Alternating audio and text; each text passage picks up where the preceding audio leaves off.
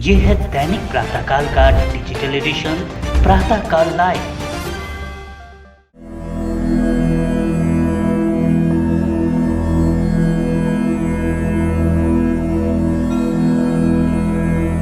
प्रातःकाल लाइव के संवाद शो के माध्यम से हम समाज के अलग अलग वर्ग के लोगों से आपको रूबरू कराते रहते हैं ताकि आप उनके विचारों को जान सके। आज के संवाद कार्यक्रम में हम आपकी मुलाकात करा रहे हैं जैन दिवाकर संप्रदाय की महासती कुमुद लता महाराज की सुशिष्या साध्वी पद्मकीर्ति महाराज से।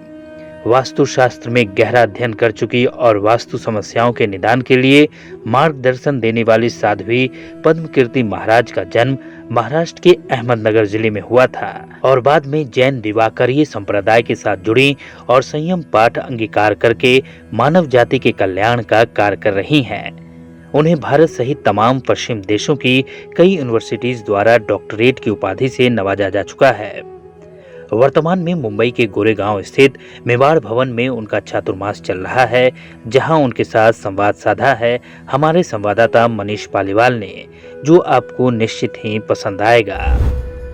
नमस्कार, प्रातःकाल लाइव में आप तमाम लोगों का अभिनंदन है। मैं फिर से हाजिर हुआ हूं एक और नई शख्सियत को लेकर जो धर्म से जुड़े हुए हैं और उनका विशेष अनुभव है वास्तुशास्त्र में। मेरे साथ हैं पद्मकीर्ति जी महाराज साहब, जो जैन दिवाकरी संप्रदाय से संबंधित हैं और महासती कुमुद लता जी की शिष्या हैं। महासती जी का चातुर्मास इन दिनों गोरेगांव मेवाड़ भवन में हो रहा है। आज हमारे चर्चा का खास विषय है वास्तुशास्त्र और उसका जीवन में प्रभाव। महासती जी, आपका मुंबई में स्वागत है। जैन दिवाकर पूज्य गुरुदेव श्री चोतमल जी महाराज साहब के चरणों में वंदन। मालेसिनी पूज्य गुरुवर्या श्री कमलावती जी महाराज साहब के चरणों में वंदन। अनुष्ठान आराधिका पूज्य गुरुवर्या श्री कुमुद लता जी महाराज साहब के चरणों में वंदन। और इस प्रातःकाल की मीडिया पर पधारने वाले सभी अभिभावकों का हार्दिक स्वागत एवं अभिनंदन। महाराज साहब, मेरा पहला सवाल है कि वास्तुशास्त्र का जीवन में क्या प्रभाव है, क्योंकि इन दिनों वास्तुशास्त्र को लेकर देश में ही नहीं संपूर्ण विश्व में जागृति का एक दौर शुरू हुआ है। इसके बारे में आप बताएं। वास्तु का प्रभाव आज से नहीं पुरातन तत्व से है। परमात्मा ऋषभदेव भगवान से जब 80 मसीह की कृषि की रचना परमात्मा ऋषभदेव भगवान ने दी, उसके पश्चात परमात्मा भगवान महावीर ने जिस शासन में हम और आप रह रहे हैं, उस परमात्मा महावीर ने प्रतिक्रमण का सूत्र में छठा दिशा परिमाण व्रत दिया।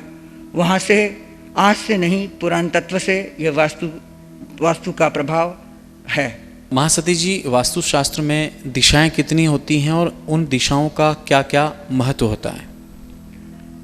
वास्तुशास्त्र में मूल दिशा 4 होती है: पूर्व दिशा, पश्चिम दिशा, उत्तर दिशा और दक्षिण दिशा। उपदिशा 8 होती है: ईशान कोणा, आग्नेय कोणा, नैऋत्य कोणा, वायु कोणा। और इसके साथ साथ 10 प्रदिशाओं में टोटल 10 दिशाएं होती है: पूरब, पश्चिम, उत्तर, दक्षिण, ईशान, आग्नेय, नैऋत्य, वायव्य, उदय दिशा और अधो दिशा। ऐसे 10 दिशाओं की मान्यता वास्तुशास्त्रों में दी गई है। सती जी, मुंबई में जो आपका चातुर्मास चल रहा है, यहाँ पर बाल संस्कार सहित विविध प्रकार की गतिविधियाँ संचालित हो रही हैं, तो यहाँ इन दिनों किस किस प्रकार के कार्यक्रम हो रहे हैं, उसके बारे में प्रकाश डालें आप। हर गुरुवार के दिन महामंगलकारी अनुष्ठान, अलग अलग मंत्रों का जाप अनुष्ठान द्वारा कराया जा रहा है। हर शुक्रवार के दिन माँ पद्मावती आराधना बड़ी ही सुचारू रूप से श्रद्धा भक्ति के साथ पूरे मुंबई वालों की ओर से 800 से अधिक आराधक इस आराधना में आराधना कर रहे हैं। ऐसी बड़ी ही सुचारू रूप से माँ पद्मावती आराधना चल रही है।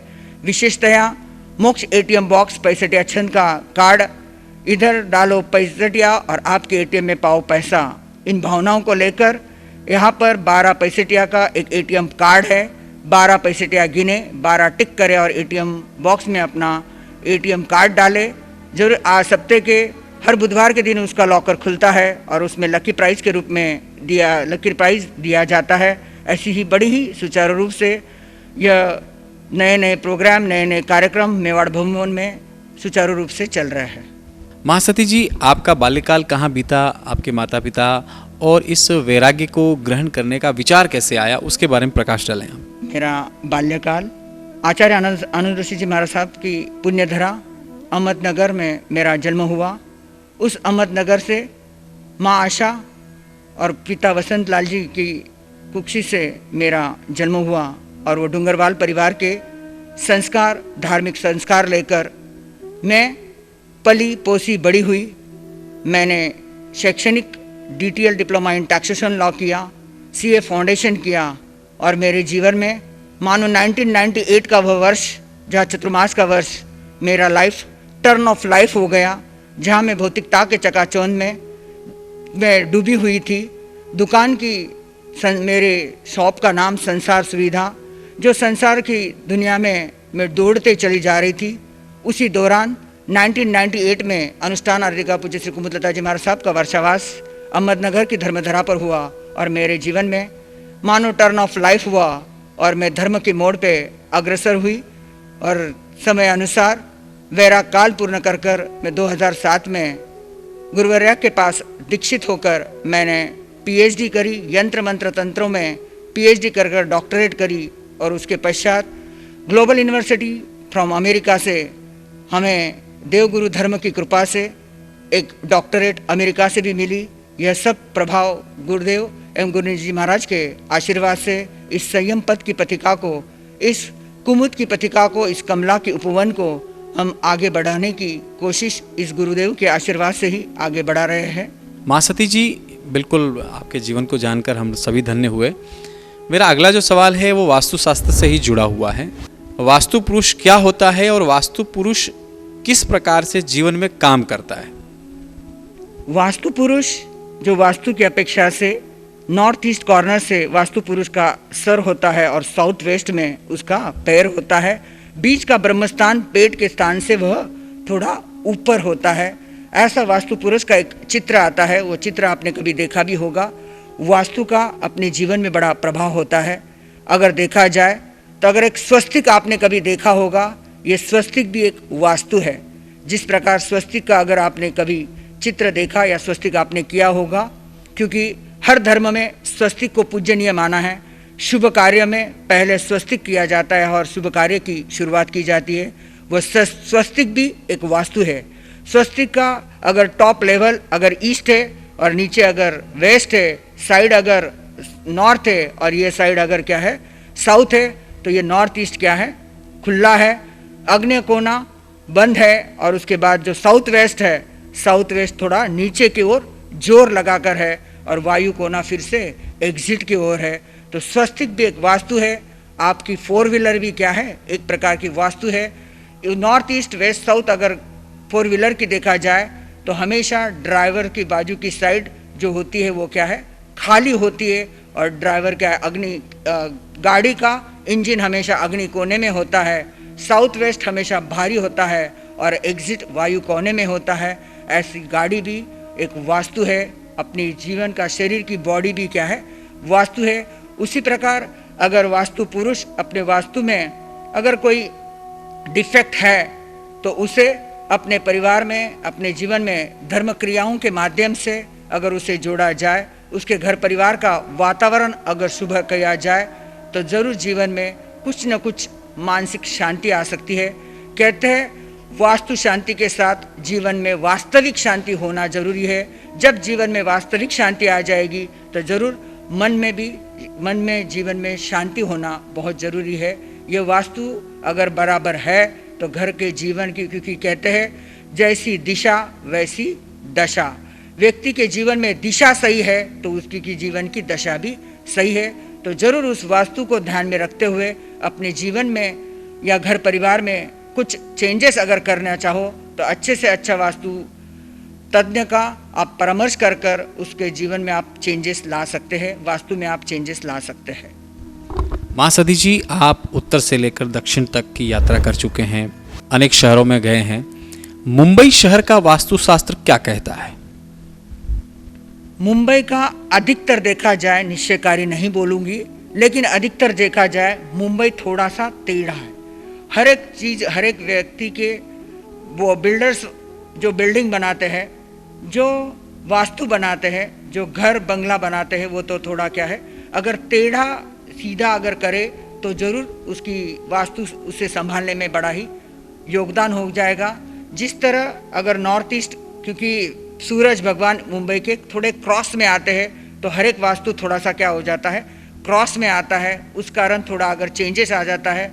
अगर वास्तु का एक मैप आता है, वास्तु का एक चक्र आता है, उसमें 90 डिग्रीज बताई जाती है। उन डिग्रीज की लेवल पर अगर बिल्डर्स उन डिग्री पर लेवल पर इंच नाप कर अगर वास्तु बनाएंगे तो जीवन में वास्तु अच्छा हो जाएगा, और जो घर परिवार वहाँ बस रहे हैं उनके भी जीवन में वास्तु शांति हो जाएगी, वास्तविक शांति हो जाएगी। तो इन चीज़ों को अगर व्यक्ति ध्यान में रखे, विशेषतः आप बिल्डर्स लोग अगर इसको ध्यान में रखे तो जरूर थोड़ा जीवन में परिवर्तन जरूर आ सकता है।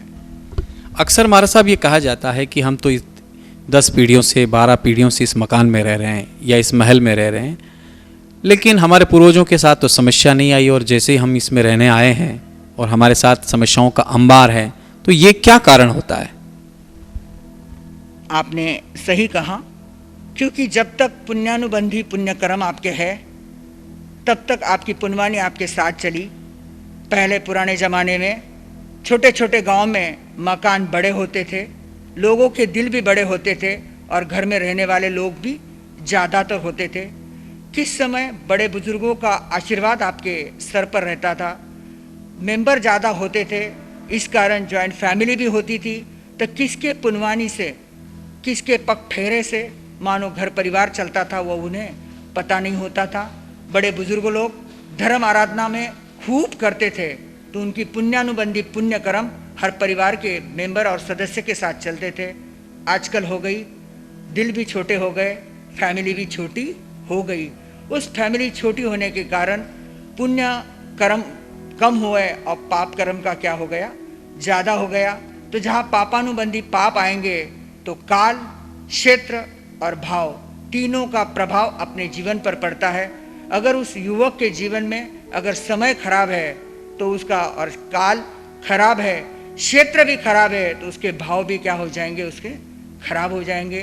तो इस कारण उस तीनों का इफेक्ट उस युवक पर आता है, उस फैमिली पर आता है। तब बड़े बुजुर्ग थे तब तक वो बात उसे जीवन में आई नहीं या तकलीफें आई नहीं, क्योंकि बड़े बुजुर्गों की तकदीर हमेशा बड़े बुजुर्गों का आशीर्वाद था। लेकिन आज ज़माने में युग छोटी फैमिली के कारण यह चीज़ तकलीफें आती है। इस कारण व्यक्ति के जीवन में लगता है कि पहले तो पिताजी यहाँ इसी घर में अच्छे थे, लेकिन मुझे आज क्या आ रही है, अरे तकलीफ आ रही है। तो इस जीवन में चिंतन कर धर्म आराधना करे और अपने जीवन को सुखरूपमय बनाए। माँ सती जी, भारत का जो नक्शा है उसमें हमारे को हमेशा हिमालय की चोटियों से जुड़ा हुआ जो चीन का हिस्सा, वहाँ समस्या रहती है। राजस्थान का जो हिस्सा है पाकिस्तान से जुड़ा वहाँ हमें समस्या रहती है।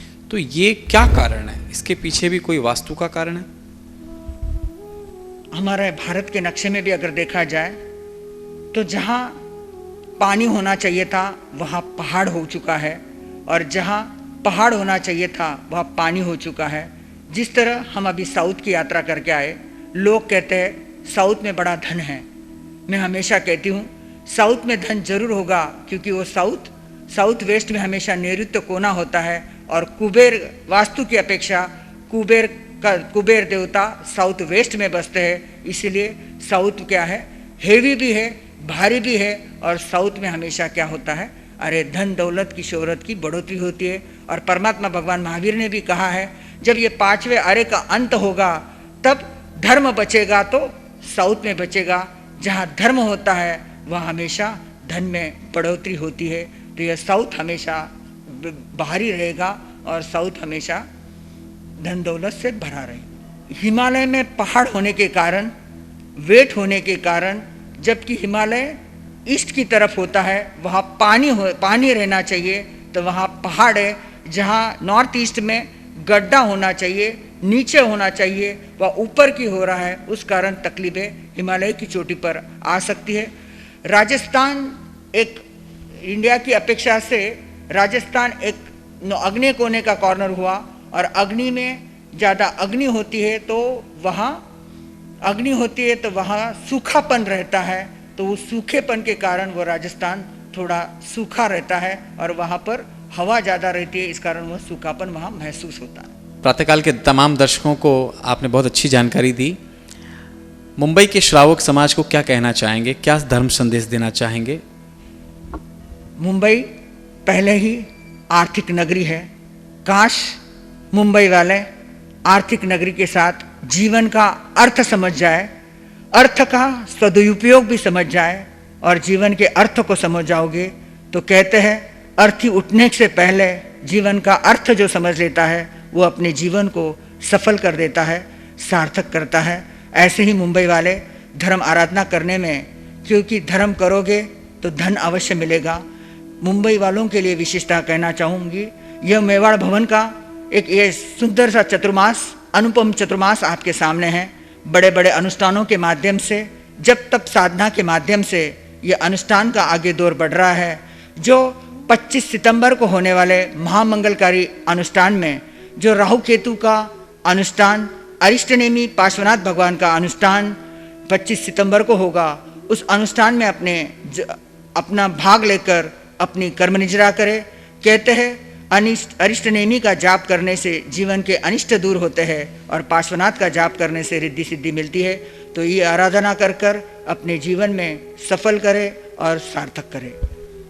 इस पूरे इंटरव्यू में हमारे जो दर्शक देख रहे हैं, उन्हें एक संक्षिप्त कोई वास्तु से जुड़ा हुआ उपाय आप बताएं कि वो अपने जीवन में, अगर उनके घर परिवार में कोई दिशा खंडित हैं या उन्हें लगता है कि यहाँ मुझे समस्या है, एक संक्षिप्त सारगर्भित और ठोस उपाय आप बताएं।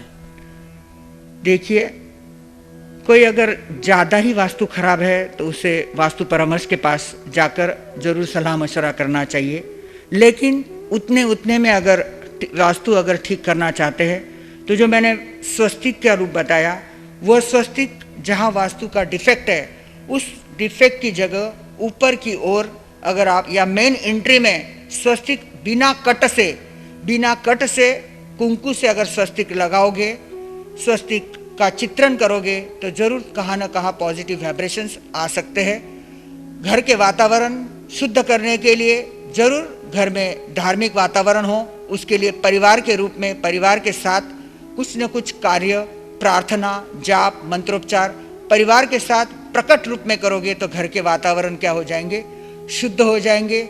और उसी के साथ रात्रि के समय सोते वक्त और सुबह उठने के बाद जरूर परमात्मा के चरणों में 6 दिशाओं से जय जिनेन्द्र कर और मिच्छामि दुक्कडम कर आप अपनी प्रातःकाल की शुरुआत करें और अपने रात्रि का विश्राम के लिए करें। क्योंकि दिन भर में अगर 6 दिशाओं से हमें निगेटिव पॉजिटिव वाइब्रेशंस आते हैं, अगर उन 6 दिशाओं से हम अगर किसी की जय जिनेन्द्र करते हैं या अपने इष्ट को जयकारा लगाते हैं तो अपने इष्ट उसमें पावरफुल बन जाते हैं। और मिच्छामि दुक्कडम करने से, 6 दिशाओं में क्षमा मांगने से, अगर किसी के प्रति हमारे दिन भर के कार्यकाल में वैर विरोध हुआ है तो उनके निगेटिव वाइब्रेशंस हमारे से टच न होंगे और अपना घर परिवार का वातावरण शुद्ध होगा।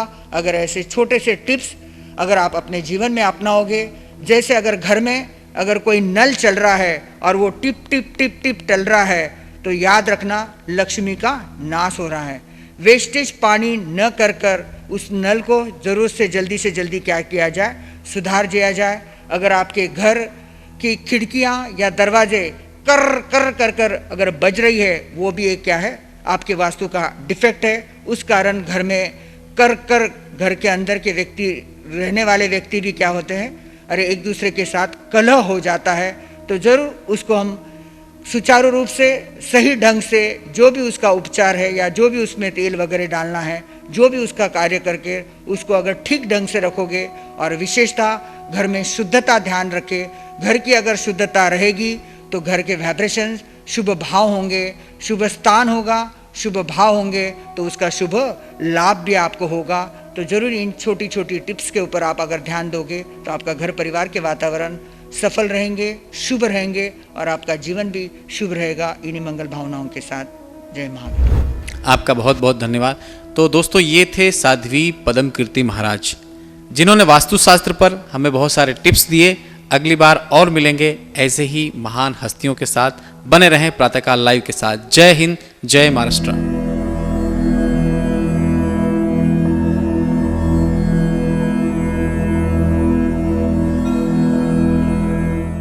अगर आप ये कार्यक्रम YouTube पर देख रहे हैं तो हमारे चैनल को जरूर सब्सक्राइब करें और Facebook पर देख रहे हैं तो हमारे पेज को लाइक करना ना भूलें।